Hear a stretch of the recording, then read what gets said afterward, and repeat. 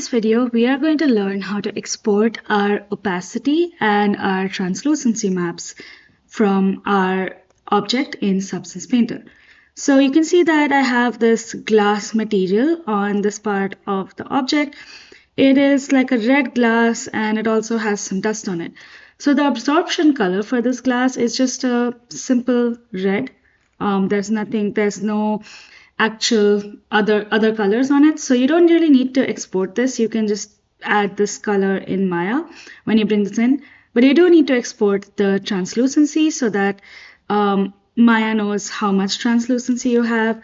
In some cases you might have this reduced. You might for some types of glass you might add in a black and white image here. So you do need to export the translucency. And you also need to export the opacity. So the opacity is basically cutouts on your object. And both of these are black and white maps, which means that for translucency, you are telling Maya which parts of the object are translucent and which are not. And for the opacity map, you are telling Maya where the cutouts are on this object. And both of these are black and white.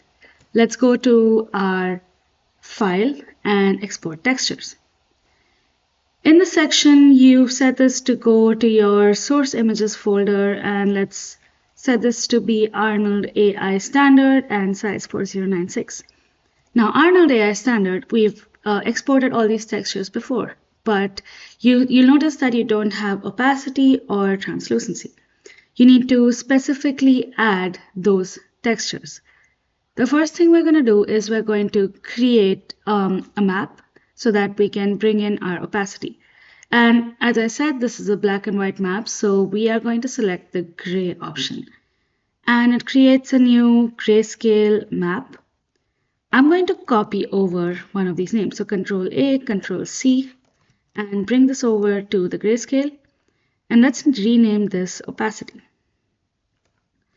And this is going to control the opacity of our object, and I'm going to, in the section, just drag in opacity and put that in this part where it says gray. When I drag it over, you'll see a plus sign, and that's when you can let go of your left mouse button and say that you want to use the opacity from the gray channel. And then opacity is set up. You can now go to your translucency. Again, this is a black and white map, so we click on gray, we create another grayscale. I'm going to just copy this over. This is just so that we are using the same naming convention for these extra maps, so I'm going to name this Translucency. And I'm going to bring in my translucency. So here's my translucency, and I'm going to bring that in, and I'm going to say from the gray channel. You also do have absorption color as an option here, and you can put in an RGB map and use absorption color, but since I have just red, I'm just going to use the translucency and the opacity. And I'm going to export this to source images. And since we've already exported the other maps, we can go to Arcade Prop and untick everything else and just export the opacity and the translucency. So I'm going to click on export and let that export, and once that exports, we will see what it looks like. Your opacity and translucency are black and white maps, so you can see that wherever there are cutouts, this opacity map, you can see it on that UV shell.